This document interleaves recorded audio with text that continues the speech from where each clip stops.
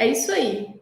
Vai ter obstáculos no caminho e se você não estiver atento, meu amigo, meu caro Doc, a coisa pode degringolar para o seu lado.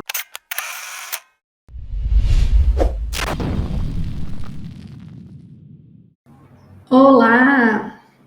Seja muito bem-vindo ao Descomplicando a Endócrino. Esse aqui é um programa feito para o médico que atua na prática diária como um clínico geral ou como um médico de família ou dentro de outra especialidade. Atende pacientes com doenças endócrinas, se interessa pela endocrinologia, mas não teve a oportunidade de fazer residência. Se é esse o seu caso, você está no lugar certo, porque esse programa aqui, ele existe para você ver que é possível aprender endocrinologia de verdade e de um jeito simples, e que isso pode mudar completamente a sua vida profissional. O meu nome é Monalisa Azevedo, eu sou endocrinologista e eu ensino qualquer médico a se tornar endocrinologista, mesmo sem ter feito residência médica. Então, no episódio de hoje do Descomplicando, eu vou te mostrar as 5 armadilhas para o médico que quer ser endocrinologista. Então, eu estou aqui hoje para te mostrar essas armadilhas para que você não caia nelas. Então, olha só, se você ainda não está inscrito no nosso canal, já se inscreve no nosso canal do YouTube, porque ele é inteiramente dedicado ao médico interessado em endocrinologia. Também deixe o seu like e compartilhe esse vídeo para que a gente possa disseminar os conhecimentos e as informações em endocrinologia. E para que tudo que o que eu falo aqui, para que tudo que a gente discute aqui chegue para mais colegas médicos, eu preciso da sua ajuda. Então, para que essa minha mensagem seja mais disseminada, compartilhe aí com outros colegas, deixa o like, que isso daí ajuda o algoritmo das redes sociais a divulgar mais, a perceber que o que a gente discute aqui é realmente relevante e com isso distribua para mais colegas, beleza? Muito bem, então vamos lá. Eu te disse que eu vou mostrar as armadilhas, né? Eu vou te mostrar aqui 5 armadilhas que eu considero que se você estiver ciente, né, dessas situações, você vai ter condições de driblá-las e com isso ter mais chances de chegar no seu objetivo. Então, o que acontece é o seguinte, para o médico que não faz residência, a possibilidade dele se tornar endocrinologista é através da submissão à prova de título de especialista, certo? Então, antes de mais nada, se você ainda não sabia disso, saiba que, mesmo sem participar de programa de residência, né, sem fazer residência, mesmo sem fazer nenhuma especialização ou pós-graduação, ainda assim você pode se tornar endocrinologista porque você pode prestar a prova de título de especialista. E aí, para se inscrever na prova, você vai precisar comprovar anos de atuação prática. Ou seja, mas se eu não fiz residência, então eu tenho que fazer uma pós. Se eu não fiz residência, eu tenho que fazer uma especialização? Não, você pode se inscrever para a prova de título obedecendo um critério de anos de atuação prática, beleza? Bom, então, dito isso, vamos para as armadilhas, né? O médico que opta por trilhar esse caminho, né, de se submeter à prova de título. Tem uma primeira armadilha, gente, que eu já vi tanta gente cair nessa armadilha que, assim, eu preciso compartilhar isso com você porque eu não quero que você seja o próximo. Que é o seguinte, é deixar para começar a se preparar para a prova de título quando preencher os pré-requisitos para se inscrever nela. Olha só, eu acabei de te dizer que se você não passa por residência, especialização, essas coisas, você pode se inscrever na prova comprovando anos de atuação prática. Isso significa dizer que não adianta também você querer falar assim, ah, não, então, beleza, já entendi. Eu não preciso fazer residência, eu posso prestar a prova de título. Então, me formei, vou lá me inscrever para a prova. Cara, não funciona assim, né? Se você não passou por um treinamento específico, né, seja de residência ou de alguma especialização que tenha as mesmas características da residência, né, os mesmos a mesma carga horária, as mesmas atividades e que seja reconhecido, credenciado pela Sociedade Brasileira de Endocrinologia. Então, se você não passou nem por residência, nem por uma especialização com essas características, você vai precisar comprovar que você tem experiência prática, que você tem vivência no atendimento, né? Como médico, como clínico geral, porque isso é pré-requisito para a especialidade em endocrinologia, e também atendendo pacientes com doenças endócrinas. Daí tem muita gente, não é pouca gente, não, é muita gente que faz isso, que fala assim, ah, entendi. Então, isso quer dizer que eu ainda vou precisar atuar, sei lá quantos anos, para eu poder prestar a prova de título de especialista. Então, tá bom. Então, eu vou viver a minha vida, vou ficar aqui trabalhando como médico generalista. E aí, quando eu estiver, né, próximo de completar os anos de atuação prática, eu pego e vou me preparar para a prova.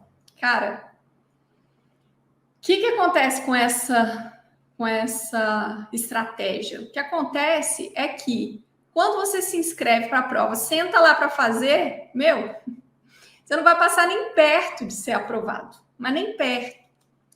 Então, assim, a primeira coisa é não caia nessa armadilha de pensar, ah, então tá bom, então só daqui 2 anos, daqui 4 anos, daqui 5 anos.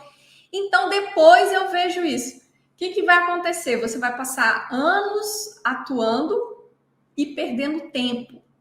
Porque ao longo desses anos, se você não se prepara, você não apenas não constrói a sua curva de aprendizado da especialidade, como você ainda corre sérios riscos de se encher de vícios, de vieses e de condutas que não são as condutas do especialista e que vão te dificultar na hora que você for realmente estudar endocrinologia. Você já está cheio de conceitos ali que talvez estejam desatualizados ou que não sejam totalmente adequados para a conduta de um médico especialista. Então, além de não te ajudar, essa estratégia ainda pode te atrapalhar. Portanto, não caia nessa armadilha. Se você decidiu que você quer ser endocrinologista, se você gosta dessa especialidade, se o seu sonho é se tornar endocrinologista e você não pode, não tem a alternativa, a opção, pelo motivo que for, de cursar uma residência ou uma especialização, né, idêntica de uma residência, então, meu amigo, decida-se agora e já coloque a preparação no ar. É isso mesmo. Porque é muita coisa para você aprender, é muito conhecimento. A prova não é fácil, né? E nem poderia ser. Então, se você deixar para se preparar 6 meses, 1 ano antes da prova, as chances são que você vai cair nas estatísticas dos candidatos reprovados. Então, essa é a primeira armadilha. Fique atento. Decidir o que é endócrino, não importa quantos anos você ainda tem pela frente para poder se inscrever para a prova. Comece a se preparar hoje. Porque se você deixar para depois, daqui a X anos, né? Daqui a 2, 4, 5, 6 anos, você vai se arrepender de não ter começado hoje. Beleza? Então, isso nos leva à segunda armadilha. Então, se você já está ciente da primeira armadilha e fala, não, então eu tenho que começar hoje. Beleza. E aí eu já vou te mostrar uma segunda armadilha para você não cair também, porque essa daqui também é cabulosa. É o seguinte, aí você fala, então tá bom, então eu vou começar a estudar, e aí você pega e fala, já sei a estratégia que eu vou usar. Eu vou começar os meus estudos resolvendo questões de prova. Tipo assim, provas de título de especialista de anos anteriores, ou provas de concurso, sei lá, provas de endócrino. Cara, isso é outra armadilha. Olha só, quando você ainda não tem nenhuma base, né, de conhecimento, você não tem nenhum embasamento. Aí você pega lá uma questão de prova.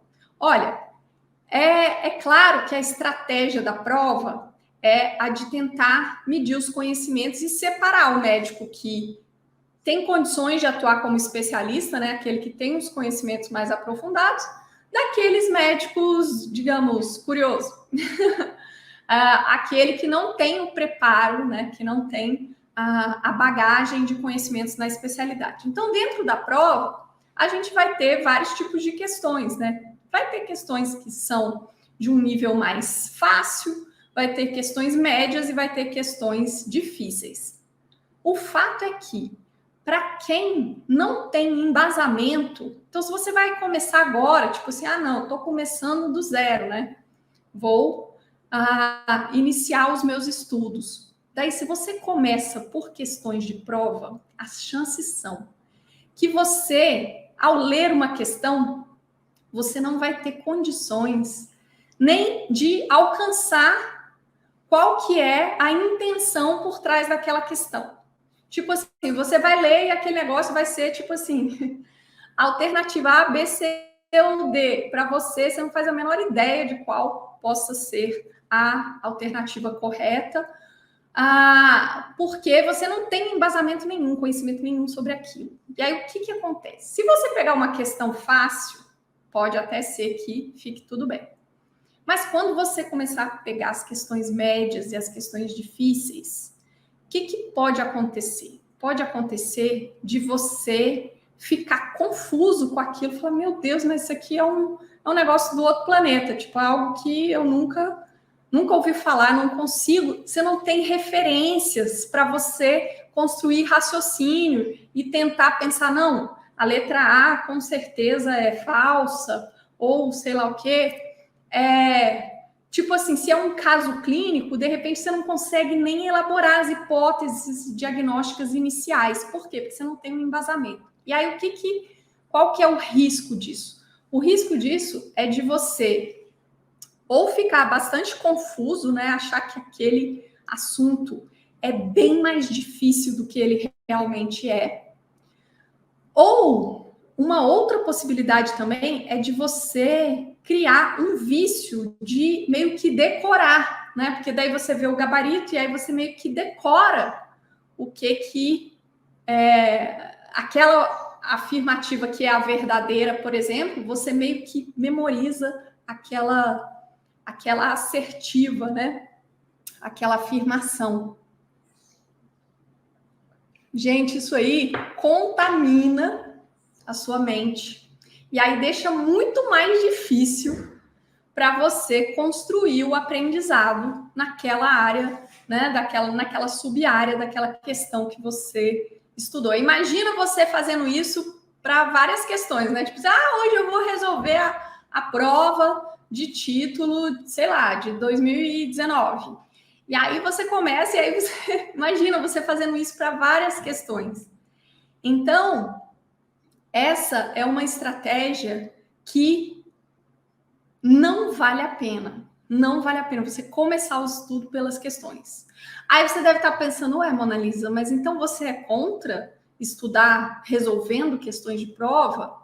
Olha, definitivamente não. Eu sou super a favor. Eu acho que resolver questões de prova, né, questões, né, anteriores, de provas anteriores, é uma ótima estratégia. Só que tem hora para isso. Porque, olha só, se você estuda aquele assunto, estuda aquele tema, por exemplo, você vai começar os seus estudos, você fala assim, eu vou começar, sei lá, vou começar por tireoide.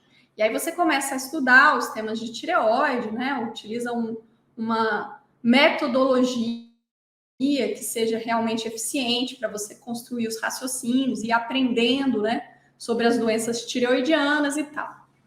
E aí, depois que você já visitou essa subárea, que você já estudou ali, que você já criou um embasamento de conhecimentos para você, que você já tem condições de raciocinar dentro dos contextos das doenças tireoidianas, aí, gente, aí é um momento excelente, é um ouro, é você resolver questões de prova de anos anteriores. Porque daí, o que as questões vão fazer? Elas vão servir como um exercício para você, como um estímulo. Elas vão te ajudar a levantar dúvidas, que às vezes, enquanto você estava estudando, aquilo não tinha te ocorrido. Mas quando você vai se testar, né, através de questões, daí surgem as dúvidas e aí você tem a oportunidade de esclarecer essas dúvidas. Então, uma grande armadilha é você começar os estudos resolvendo questão de prova quando você ainda não tem embasamento. Por outro lado, você resolver questões de prova depois de ter passado por um embasamento daquela subárea, aí é super bacana. Beleza? Muito bem. Uma outra armadilha que você pode cair na sua preparação para se tornar endocrinologista é o seguinte: tem gente que faz assim, né? Fala, bom, eu vou usar a seguinte estratégia, eu vou começar a estudar aqui. Aí você começa a estudar pelos temas fáceis, vamos dizer assim, né? Aquilo que você acha mais fácil. E aí os assuntos difíceis você pega e pula. Essa é uma estratégia, né? Que você fala assim, gente, é muito mais agradável estudar as coisas fáceis. Assim, fáceis que eu digo assim, aqueles assuntos que você acha, que você considera que sejam mais fáceis para você, né? Você fala assim, eu adoro isso daqui, então eu vou estudar esse assunto. Essa parte de, sei lá, de obesidade eu adoro. Então eu vou estudar aqui. Só que aí você está lá estudando, por exemplo, né, o tratamento medicamentoso da obesidade, aí vai super bem, não sei o quê. Aí quando chega na parte de tratamento cirúrgico, aí você fala, putz, isso aqui é muito difícil, deixa eu pular, vou pular isso aqui. E aí o que acontece? Por que isso é uma armadilha? Isso é uma armadilha pelo seguinte: porque você vai ficar se restringindo a estudar o que você já conhece um pouco. Porque o que é fácil? Fácil é o que a gente aprende, é o que a gente sabe. Fica fácil. Quando a gente não sabe alguma coisa, a gente acha difícil. Depois que a gente aprende, o negócio fica fácil. E a gente passa a gostar. Então, você tende a repelir aquilo que você não conhece. E aí, se você usa essa estratégia de estudar aquilo que você considera fácil, você não amplia a sua abrangência de conhecimento, né? Você fica restrito só àquilo ali, que você já tinha algum embasamento, e aí você lapida aquilo ali e você não sai do lugar. E o que acontece? A prova de título, ela é super abrangente. Ela abrange todas as 10 subáreas da endocrinologia. Então, e aí nesse exemplo que eu dei, por exemplo, em obesidade, né? Vai ter questões na prova sobre tratamento clínico, mas também vai ter questões sobre o tratamento cirúrgico. E se você usa uma estratégia eficiente, a estratégia eficiente é assim: você compreende as bases daquela subárea, por exemplo, da obesidade, e depois você evolui para entender a fisiopatologia, diagnóstico e tratamento daquelas condições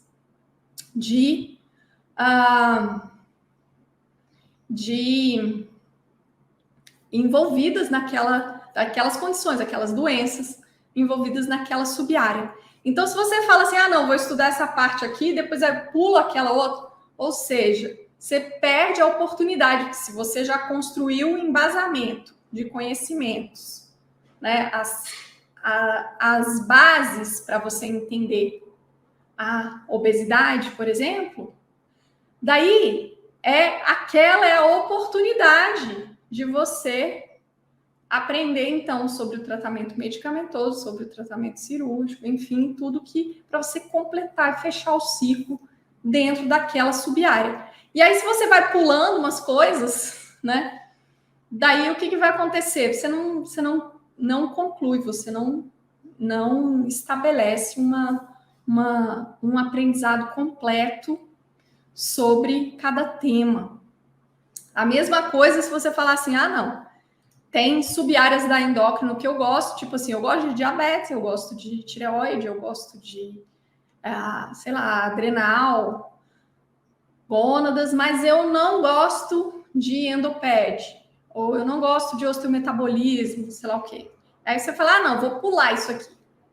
Cara, a prova de título, ela abrange todas as subáreas. Então, se você excluir uma, isso vai significar uma perda aí de pelo menos 10% da prova, porque cada subárea, né, vai ser contemplada com cerca de 10% das questões, né, da prova. São 100 questões, e aí é lógico que isso varia um pouco, né, dependendo da subárea, mas de uma maneira geral, isso vai significar, se você falar assim, não, eu não vou estudar endoped, isso vai significar que logo de saída, logo de cara, você vai ter, a sua prova vai ter 90 questões só, que você tem que acertar 70, ao invés de ter 100. Então, essa estratégia de pular os assuntos mais difíceis não vale a pena, nem pular temas dentro de uma subárea e nem pular uma subárea inteira, porque isso aí vai dar ruim, não vai te ajudar e ainda pode te atrapalhar bastante. Beleza? Dito isso, vamos para a quarta armadilha. A quarta armadilha é assim, ó. Aí você fala, beleza, estou aqui estudando, e aí algumas coisas eu fui entendendo, eu vou entendendo, beleza, estou aprendendo. Aquilo que eu não entendo, eu falo assim, então tá bom, deixa eu decorar. Aí você pega e decora. Pense numa armadilha cabulosa. Por quê? Porque é o seguinte, o que você decora, você esquece. O que você decora, você confunde. Isso vale tanto para a sua prática no dia a dia, né? Quanto para você prestar uma prova. Então, assim, aí na hora que você precisa daquela informação, né? Aí você confunde, na hora lá você se atrapalha, ou então dá um branco, né? Dá o famoso branco. Nossa, me deu um branco! Gente, essa história de branco, ela é muito ligada à questão decorar, né? Porque aquilo que você realmente entende, você aprende, aquilo que faz sentido para você, você não esquece. Pode ser que você fique nervoso e tal, né? Na hora da prova, e de repente dê um branco inicial, mas depois que você respira, que você, né, se concentra e foca ali, aí as coisas fluem. Por quê? Porque é coisa que você aprendeu, é sólido aquilo ali, né? É definitivo. Agora, se você tiver decorado, aí você nem precisa estar tão nervoso assim, porque a tendência é a gente esquecer, né? A gente não tem facilidade para manter informações sem um elo de uma razão, né? Sem um porquê, sem enfim, que não é inteligível, né? Aquilo que informação solta, decorou, esqueceu. Infelizmente, é assim que funciona a mente humana. Então, por isso, aquilo que você estuda, você deve estudar para aprender. Então, é muito importante que você tenha um método que seja realmente um método de aprendizado, né? E evitar essa tendência, porque isso é na hora ali, né? Na hora que você está estudando, é mais prático, né? Você fala, não, tudo bem, não entendi não, mas deixa eu decorar aqui. Porque isso é mais cômodo ali na hora, né? Só que infelizmente não funciona. Se funcionasse, seria uma boa estratégia, sinceramente. Seria bom. Bom, beleza. E aí, com isso, eu agora vou te apresentar a quinta armadilha. A última, mas não menos importante. Aliás, essa armadilha aqui, gente, essa aqui já pegou gente. E assim, é também, nossa, um negócio que é o seguinte, tem gente que pensa assim, tudo bem, então eu já sei que eu preciso me preparar, né? Eu quero me tornar endocrinologista, eu tenho que aprender essas coisas aí. Eu tenho que aprender endócrino, e aí é o seguinte, eu sempre fui autodidata na minha vida, né?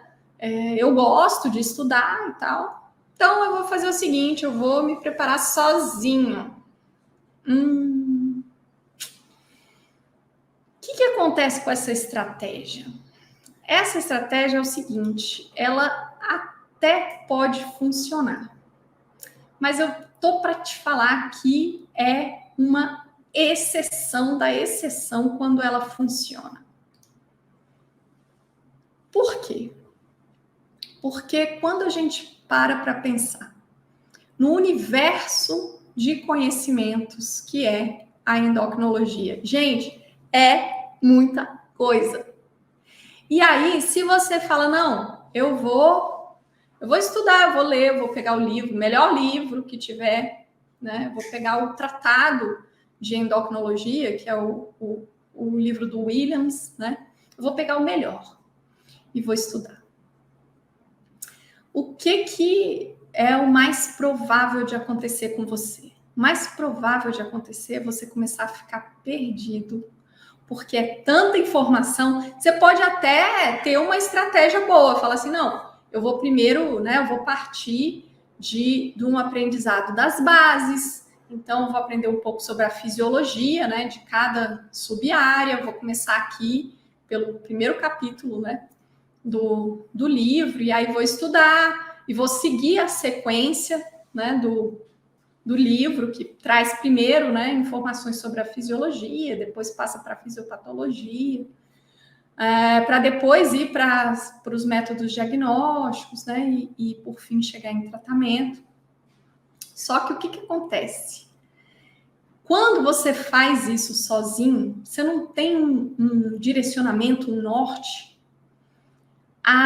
O que acontece é que a quantidade de informações a que você é exposto é tão grande, mas é tão grande, que, assim, as chances são que você não vai conseguir discernir o que você deve valorizar, por onde que você deve ir mais a fundo e aquilo que você pode abrir mão, né? Porque existe isso, existe direcionamento no estudo, para que essa sequência que eu sempre comento aqui, né, que essa sequência de entendimento num modelo funil, né, que você começa pelas bases de conhecimento geral e depois você vai afunilando. Gente, mas o universo de informações, ele é muito grande.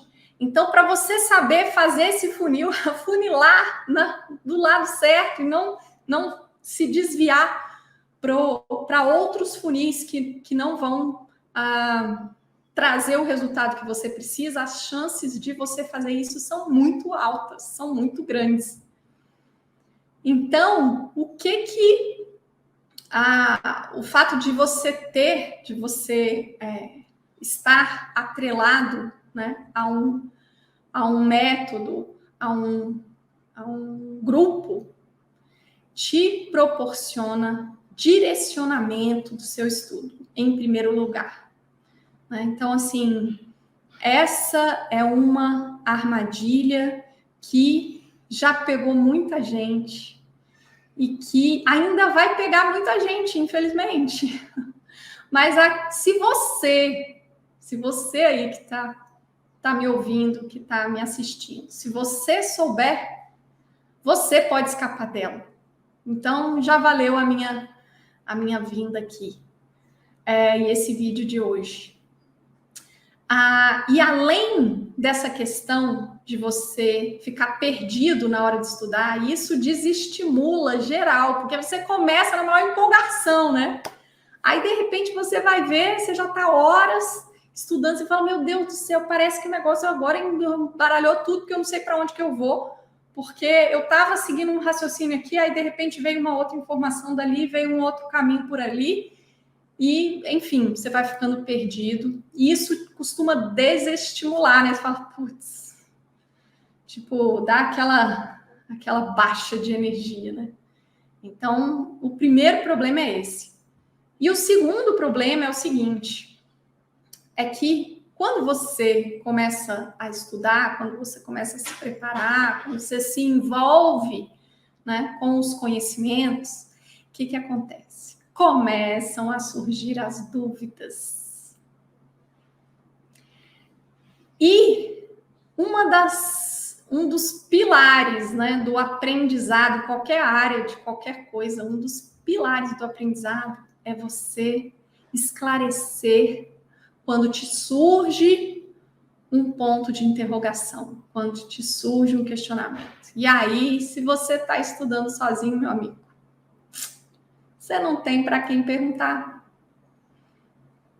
E aí, como é que você tira essas dúvidas? Algumas vezes você vai conseguir sanar suas dúvidas sozinho, mas as chances são que vai ter muitas ocasiões em que você não vai conseguir. E aí vão ficar lacunas, né? Vão ficar buracos na sua construção de habilidades. Então, tentar estudar sozinho é uma grande armadilha. Na maioria das vezes, não vai te levar aonde você quer chegar. Por mais bem intencionado que você seja, por mais focado, por mais dedicado que você seja, esse caminho é um caminho, é tipo assim, é você pegar uma canoinha e querer ir navegar em alto mar, em águas revoltas, em alto mar com uma canoinha. Então, você pode até conseguir, mas realmente vai ser complicado. Então, com isso, a gente visitou aí 5 armadilhas que eu me propus, né, nesse vídeo de hoje, nesse episódio do Descomplicando, a te mostrar 5 armadilhas no caminho do médico que quer se tornar endocrinologista. E olha, se você gostou desse vídeo, deixa o seu like, compartilhe com os colegas médicos. Gente, vamos disseminar, democratizar os conhecimentos em endocrinologia. Se você tem dúvidas, sugestões, comentários, fique à vontade para postar aqui abaixo. Todas as participações são sempre muito bem-vindas. Isso me ajuda a criar conteúdos cada vez mais relevantes para você e te ajudar na sua trajetória.